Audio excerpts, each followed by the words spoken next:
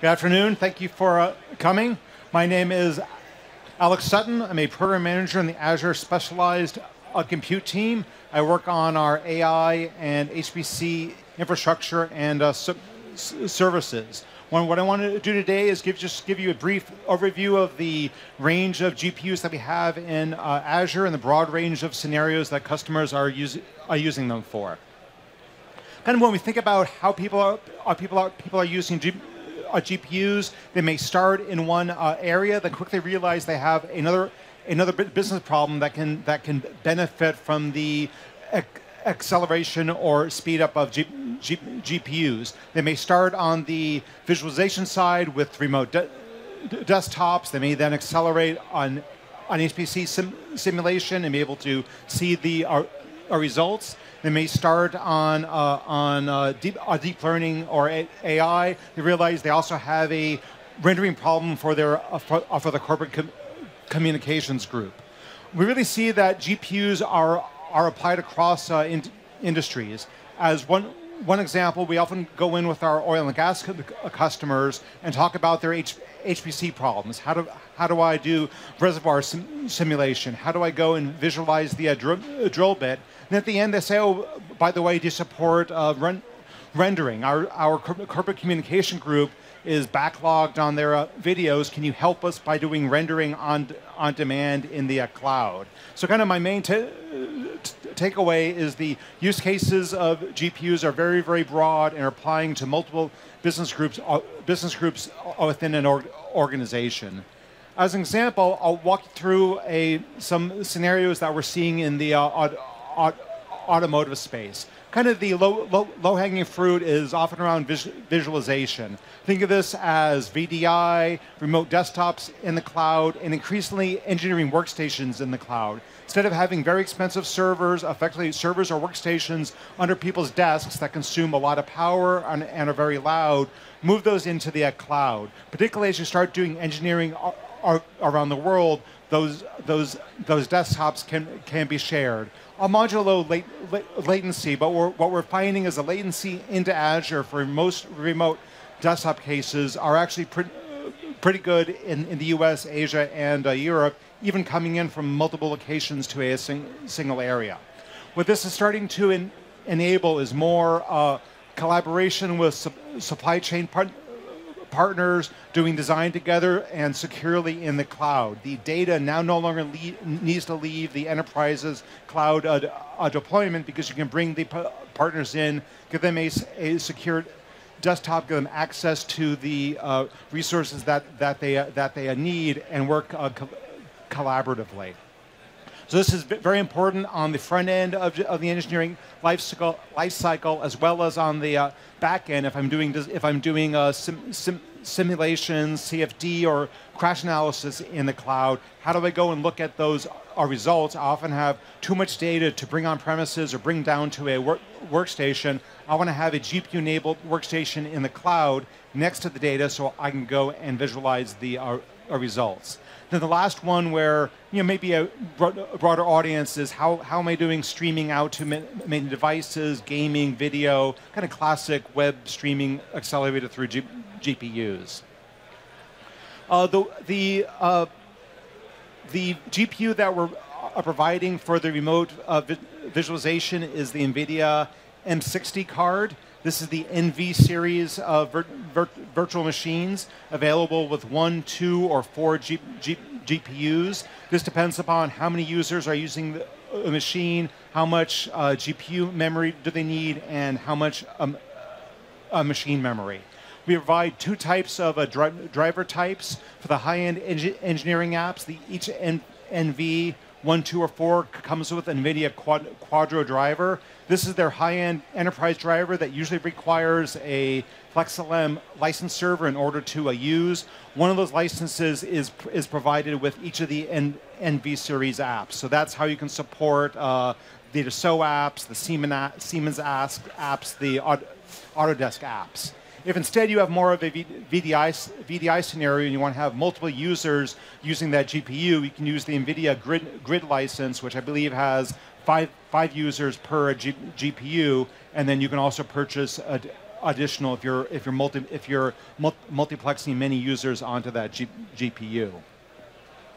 And as I said, it's available in 3 different sizes, 1, 2, or 4 GPUs. What we're finding for a lot of customers is the memory is the gating factor. So I'm running a very high-end engineering app.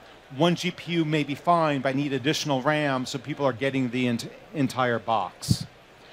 Because of that, we're actually going to be releasing a new version, NVV2, later this year. This is really designed to address the needs of these high-end desktop users. It moves to a new CPU, whose name I'm blanking on, Skylake processor, twice the amount of RAM, and twice the local SSD. So based upon the feedback of how people have been using the NVV1, this GPU is great. The specs of the machine needed to be beefed up. So kind of moving towards the latest platform, and again twice the memory and disk, so you can choose which configuration is going to be best for your need.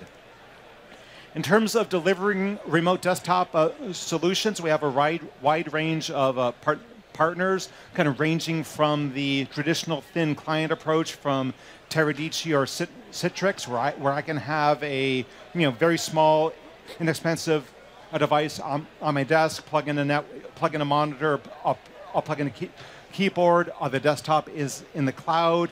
To the other extreme of browser-based experiences from Visua or Frame. So you can provide a completely modern-based experience, browser-based, zero-code download to laptops, to tablets, to phones, or more of a traditional experience with like 2 4K monitors, keyboard, and mouse. So really being able to support the whole range of enterprise scenarios in an office to remote or mobile mobile users.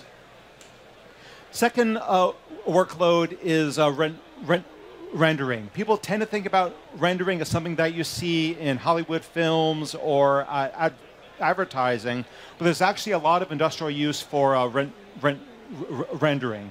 Very big in oil and gas and visualizing the drill head going through the pipe. Widely used in automotive for styling the cars. You can take the CAD mesh that the engineers have been working on and create a realistic view of the inside and outside of the car. So how does it feel on the inside? How is reflections from the glass or the surfaces affecting the driver, as well as taking that same model of the car and using it in advertising for print, for web, or a lot of the cars driving down the roads in advertising are actually 3D rendering. So the use of rendering that we thought was going to be more on the special effects side, there's actually a huge amount of commercial and industrial use. In order to help make doing 3D rendering in the cloud easier, we have a set of plugins for our Azure batch service. Batch is kind of, think of it as an HPC cluster on demand, where it's providing a pool of Windows or Linux virtual machines, a job scheduler. You submit the job, it gets deployed out to the cluster, run, and the results turn back to you. You don't have to worry about deploying tens, hundreds, or thousands of the VMs, standing up a scheduler and handling that infrastructure. The service is going to take care of it for you. We also have licensing agreements with Autodesk and Chaos Group, so we can provide pay-per-minute licensing for these renderers. So you can obviously bring your licenses with you if you're already licensed for the Autodesk products. But if you're maxed out on premise and want to run a job in the cloud, we can provide the per-minute licensing. V-Ray in particular is GPU accelerated and does a really good job on the M60s. We then got a plugin for Autodesk Maya. This is the 3D artist tool that they're doing to build the scene that they want to render. In that tool, they configure the cluster, the batch cluster that they're going to run on, submit the job. We stage the assets back and forth. They can monitor status, how is it going, seeing previews of the frame, and then get the rendered result back.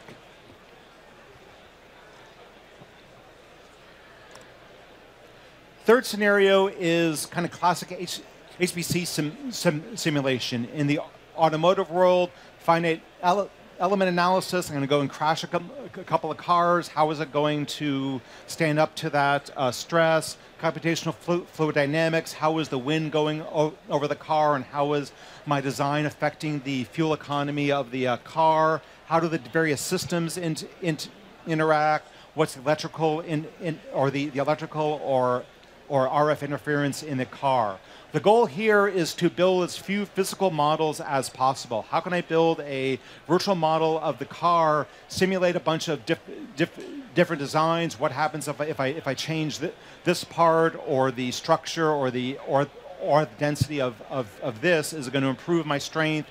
Is it going to improve the crash resistance? Will it be more resistant to electrical or RF interference? Then when I actually go and do a physical prototype, I'm more likely to be right and not have to bear more expense of creating real world things. We're seeing more and more of the safety and regulatory agencies accepting simulated tests, for safety and crash. There's a lot of testing, a lot of documentation, but you're able to build better and better models of how the car is going to behave, and more importantly, how the various systems of the car are going to behave.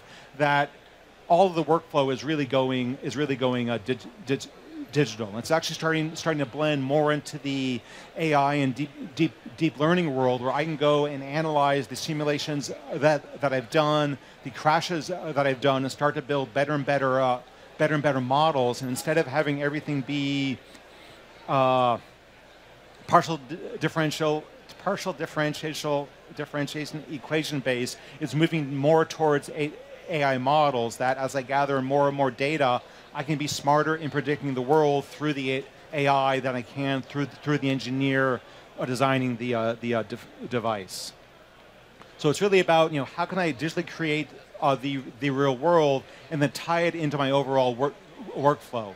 Where this really gets interesting is if you can start to tie the assumptions that you made on the modeling and simulation side to what you're actually seeing in the real world through IoT. You can do what are called digital twins, have a simulation of what my car, what my industrial piece is, start to use that for predictive maintenance. What happens if I swap out this part? What are the overall systems things? And because I'm getting data from the real world, I have now a feedback loop of, was my original simulation and model right? So we're really seeing this intersection of traditional HPC and simulation tying up with IoT and building these whole new workflows and smarter ways of doing industrial design. The GPUs that power this scenario is the NC series, C for compute. Last fall, we introduced our original NC V1 was based around the NVIDIA Kepler GPU. We introduced the Pascal and the Volta last fall, so kind of two further generations. These are important in engineering because they support double precision floating point. Very important if I'm modeling, the stresses on a car, or I'm doing Monte Carlo analysis in financial services. These also are available in the same three base sizes of 1, 2, or 4 GPUs, and the compute also has a fourth size, the NC24R, where R stands for RDMA. The compute VMs have a second back-end network based using InfiniBand that enable multi-GPU scenarios. This is really more for AI and deep learning than HPC simulation, but as HPC starts evolving more towards GPUs, I think we'll start to see more use of the RDMA there.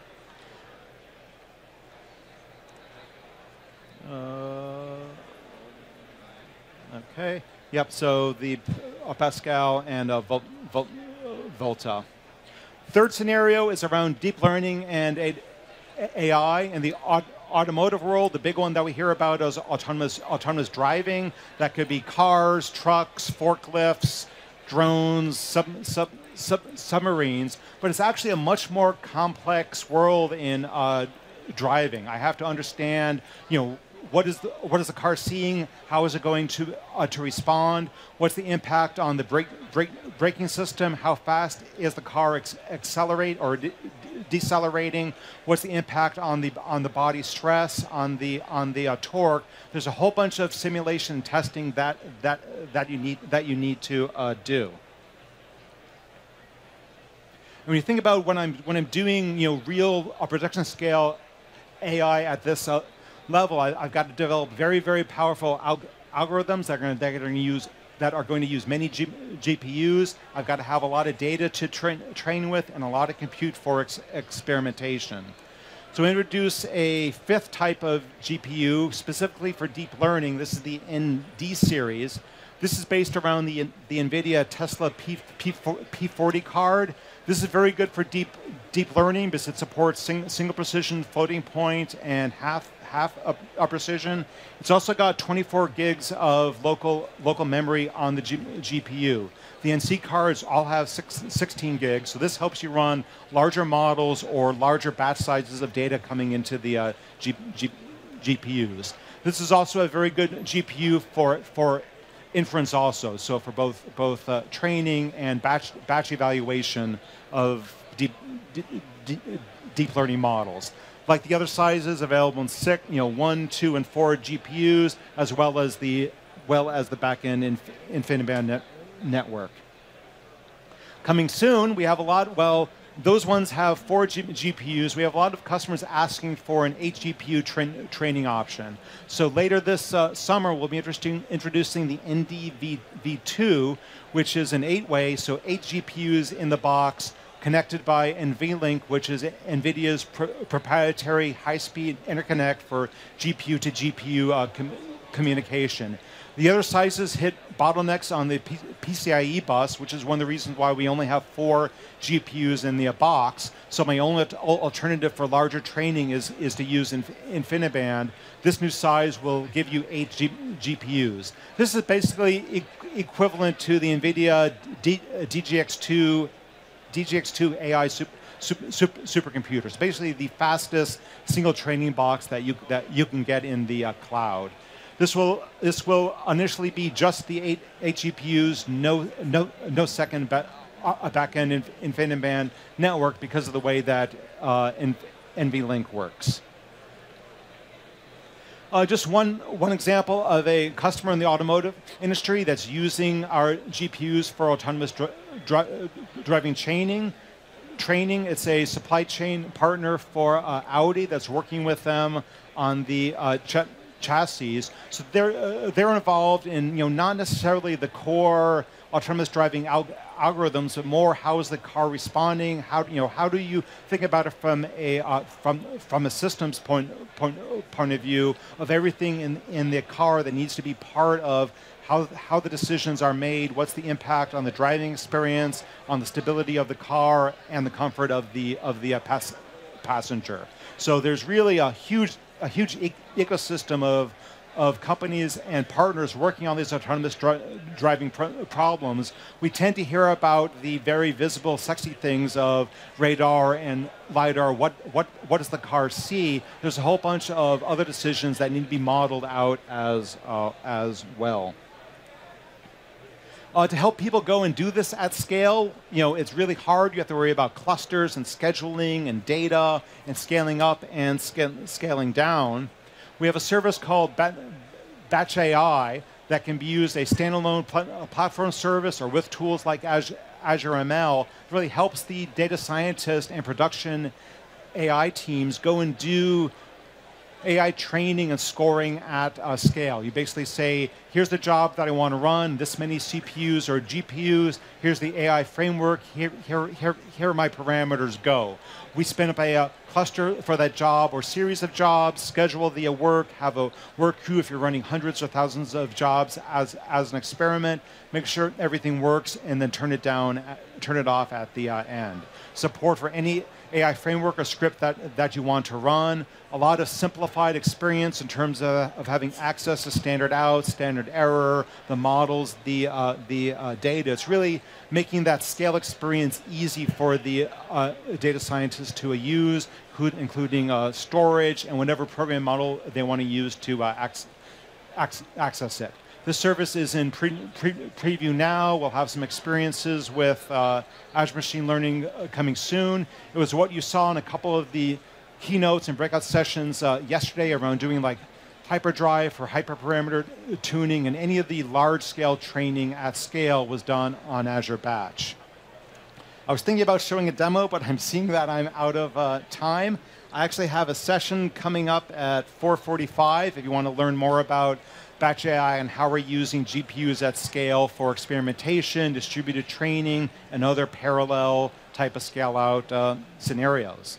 So thank you. It was a very quick breeze through GPUs. I do have a couple of minutes for questions on the side, and otherwise, let us know. So thanks. Let's go over here.